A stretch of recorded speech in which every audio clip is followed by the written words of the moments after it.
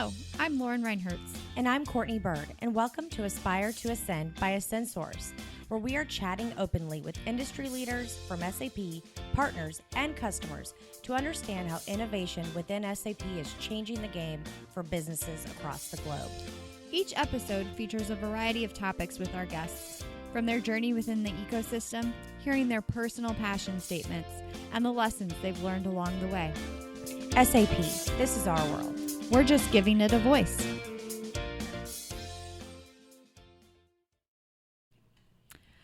Welcome to a special edition of Aspire2Ascend with an internal discussion of who ascendsource is and why we got our start. This discussion is with myself and my co-founder, Courtney Byrd. So welcome. Thank you, Lauren. So, in true form to our podcast, Lauren, ascend your resume. Sure. So I went to school at Butler University. I thought I was going to be a psychology major. My mom really pushed me to be a business minor at the minimum. Hated psychology, loved my business classes, particularly marketing. Fast forward, got a degree in marketing and a minor in psychology. I was fortunate enough to get a job right out of school at Butler in the conferences and special events department. There, I was responsible for putting together the business plan for our summer conferences and weddings at Butler, and really got to work with a lot of constituents, both at the university level, external, and worked with our board of trustees, which I think was a really unique experience and gave me access to some pretty influential people in our community. I then, after, 5 or 6 years there, I made the decision to move back home and got a job in Chicago. I worked for ASUG, which we all know is the SAP users group.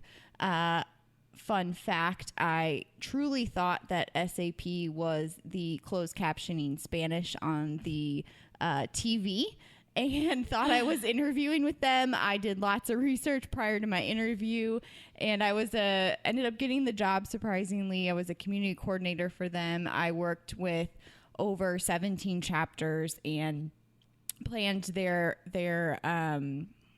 chapter meetings. It was a unique experience in the sense that I got to work with end customers, end users, the partners, as well as SAP, whether it be account executives or product development leaders.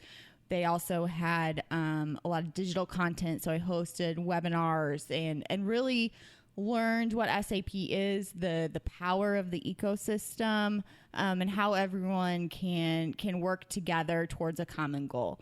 From there, I transitioned to the partner side, as a SUG joked, the dark side, and got to really understand sales and marketing and, the smaller business side and how, important delivery is and, utilization. I ran their global go-to-market. How do we position ourselves? How are we strategic to SAP? And I'm sure I'll talk about it later, but Courtney was really a mentor to me in how to speak their language and learn the acumen and be relevant. And then from there, Courtney and I started ScendSource and the Aspire2Ascend podcast, and we'll dive into that more, but that's how I got here. So, Courtney, if you don't mind, I'm going to ask you to do the same. Ascend your resume. Sure, and quite the resume, Lauren, I must say. So I actually started this small marketing company in Atlanta about 12 or 13 years ago. I was young, I was dumb, I had no business starting that company whatsoever. But my largest customer was a business objects partner here in the Atlanta area. Eventually, as he kind of consumed my time, he said, "Why don't you dissolve your company and come work for me? I have big plans. I want to eventually sell this organization, and we're pretty good at what we do." So I left everything, took a little risk, and joined that small partnership. That's where it all started. I learned about SAP at lunch on napkins, and that is no exaggeration. I also learned about the org structure. I got a great amount of value out of that team that I worked with at that time to really learn the value of empathy.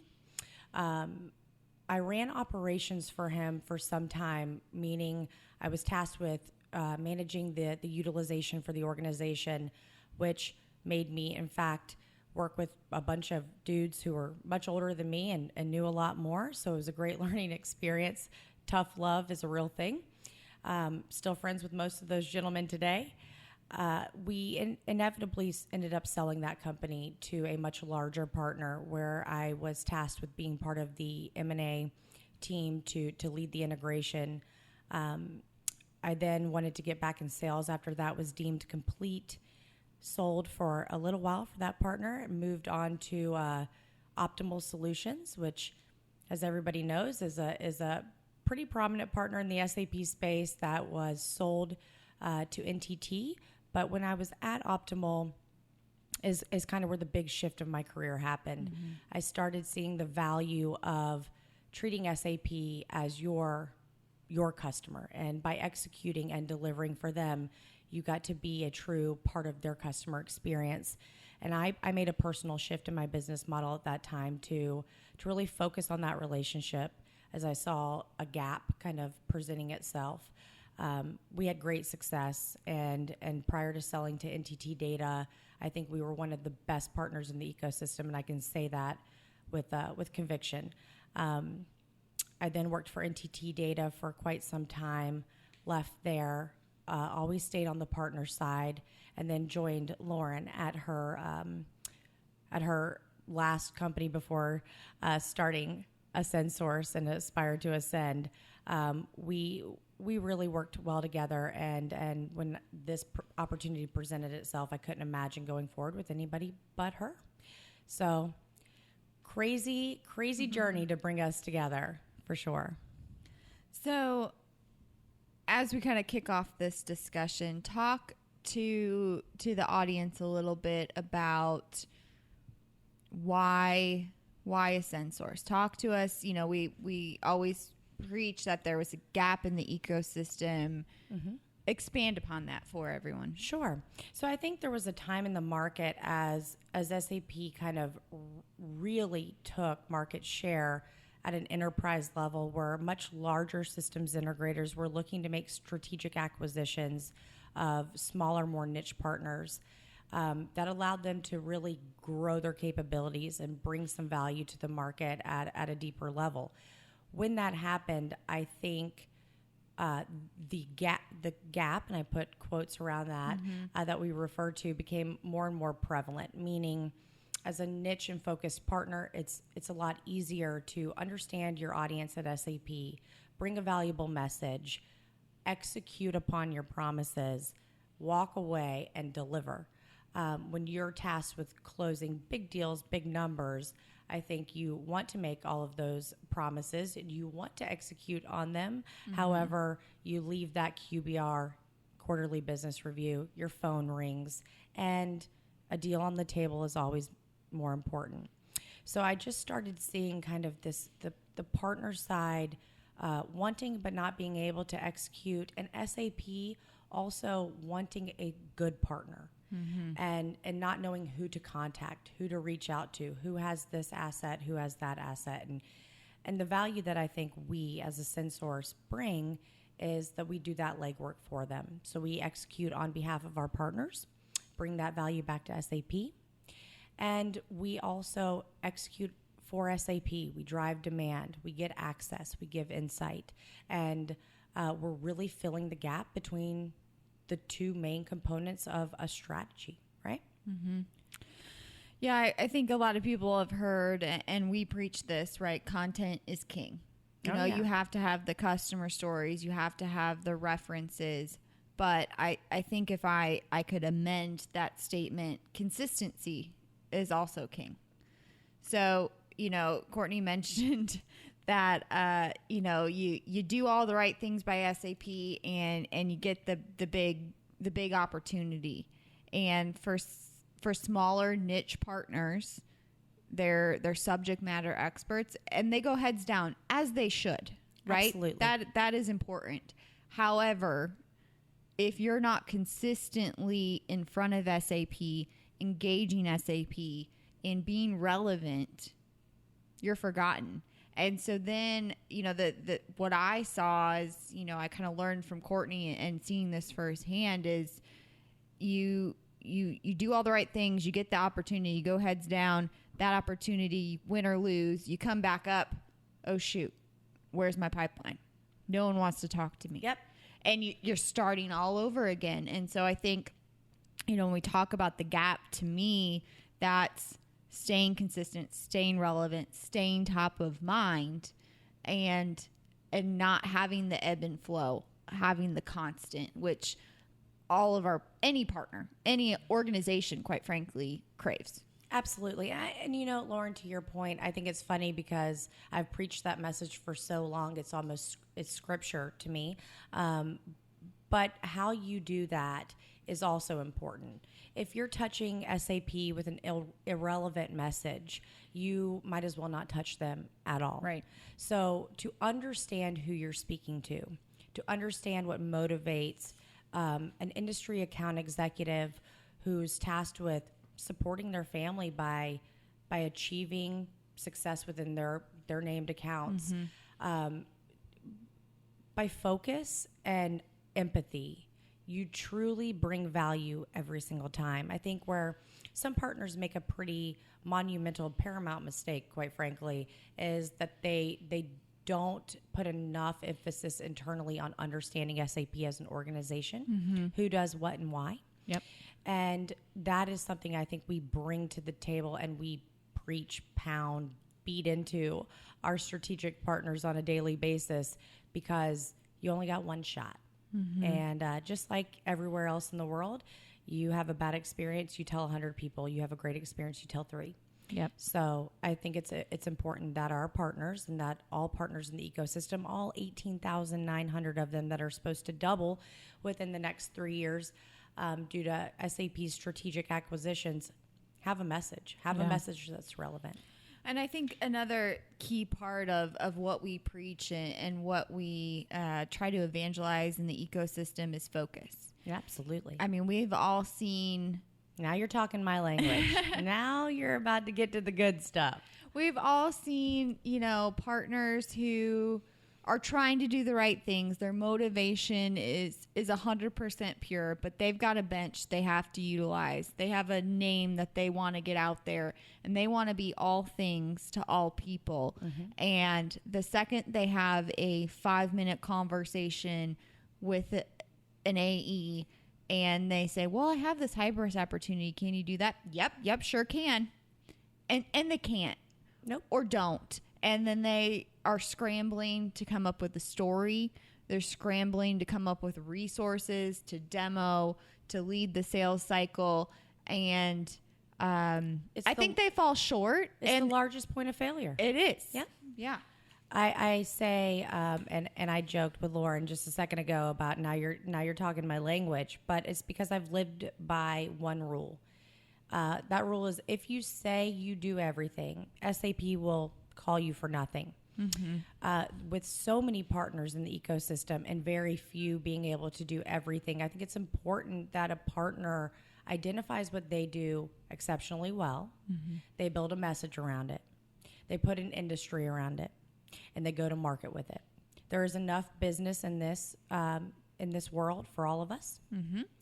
SAP brings a proven solution to the market. It's not whether or not it works. It works. It's proven. It's about who implements it.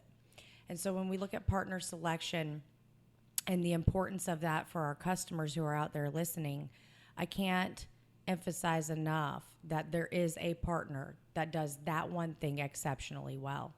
There was a time in our industry where, there was a saying that nobody ever got fired for hiring the big blue. Right?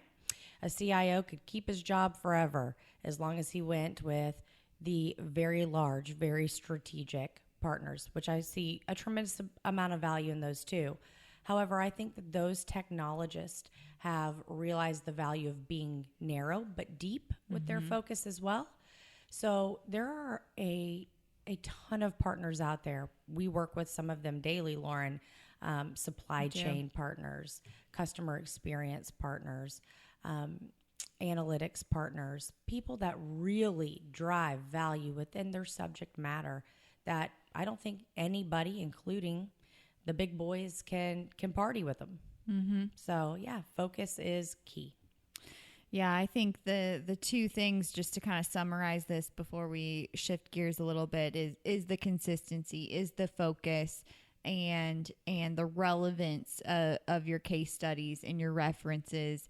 And I think something that we haven't touched on is, anybody who talks to SAP sales team, they do their darndest to support sales cycles internally, but there are so many accounts, so many opportunities, and partners who are able to be a true partner and walk in alongside SAP, provide subject matter experts, have an engaging conversation with the customer, provide demo environments, and really fill SAP's gaps are so valuable. And, we joke sometimes about partners going to SAP, they have a conversation and they end the call with, "So do you have any deals for me?" Instead of, that's my favorite. "How can I help you? What gaps do you have? How can I be an asset to you, an extension of your team?" I think that's so powerful. We preach reciprocity, and that's really what we mean by that. Yeah, and Lauren, one thing that you kind of alluded to that I want to mention is that there are a lot of smaller partners that have an abundance of referenceable customers, assets to bring to bear, people who will speak about their experiences on behalf of that partner. Right. And they're smaller, they're more niche, but they're there. They have a lot of skin in the game, right? If that deal fails, just like I said, you tell 1 million people about a bad experience, you tell 3 about a positive. They know that their lifeline, their bloodline revolves around customer experience and customer adoption with a proven technology. And so I think there's value in that piece of it, and they're willing to make the investment in reciprocity. I've seen a lot of partners say, "I don't want to go after anything that's not $10 million. And I want to say, I want to go after my dreams too. But I think that customers today are more savvy, more experienced. They're buying in different ways, just like you and I do. If I want something, I get on Amazon. It's at my house the next day, right?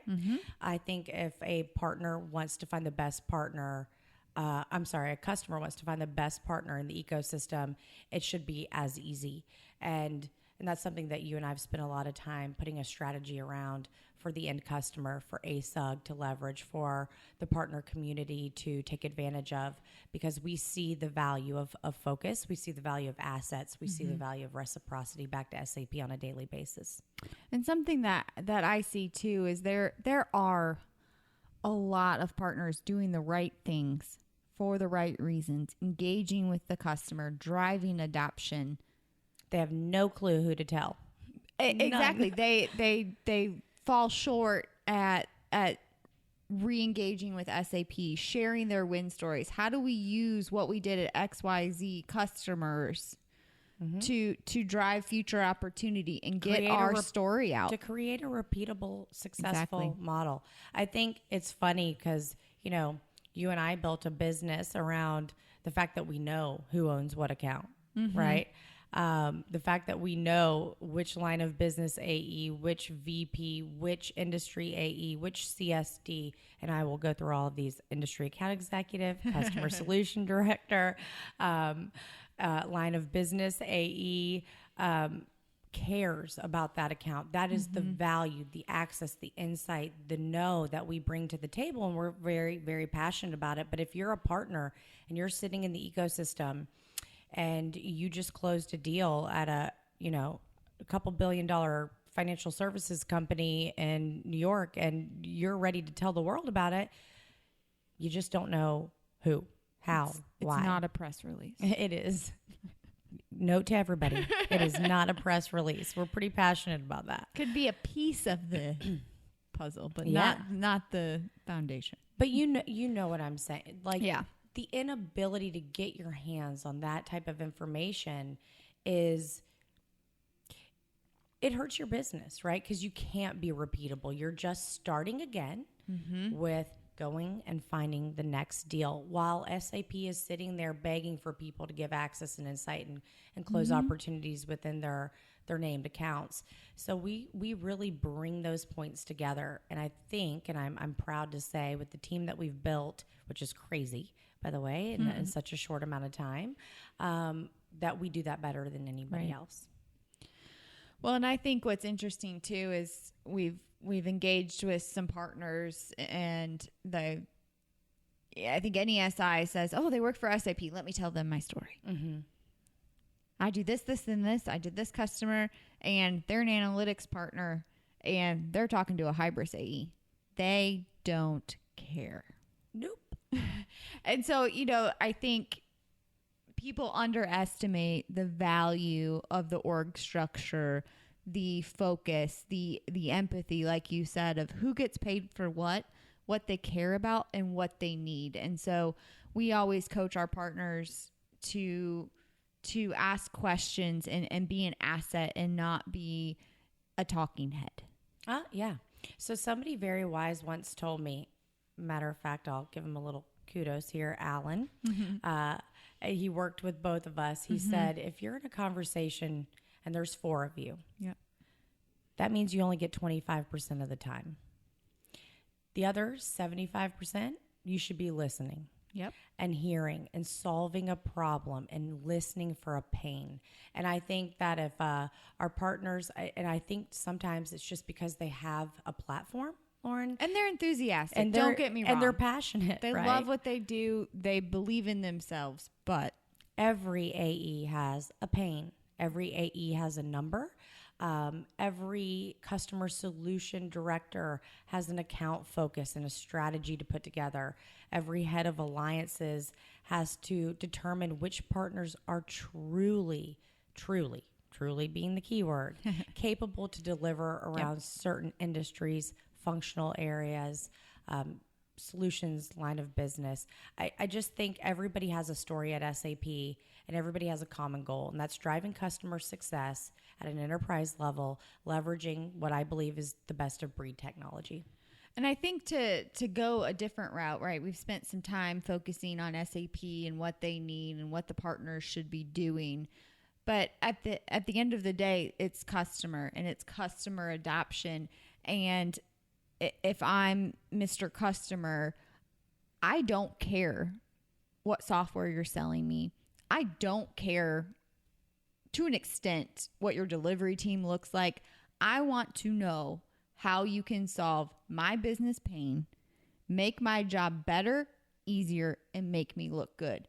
And if SAP AEs and partners could focus on solving true business problems, it's a very easy conversation. Yeah, it's funny because you say I don't care what the delivery team looks like. I would challenge that just a bit, in the sense that I think there are people in this industry, just like there are partners in this industry, that say they do everything, right? To me, a team is exceptionally important. Who are the feet on the street that are going to be living in that boardroom with me, in that cubicle next to me, making sure I have a job tomorrow? I think technologists are paramount, and it comes from a lot. I can't even call it empathy. I call it sympathy, as I watch these guys over the course of my career deliver, and really just get ingrained with the business as if they work there every day and they have forever.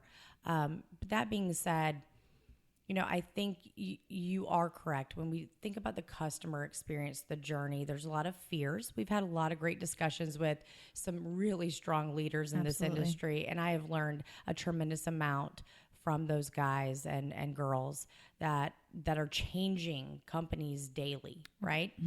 But what's interesting about the partner selection piece is, even at the even at the C level, it's like, I don't know. I don't really know how I select a partner.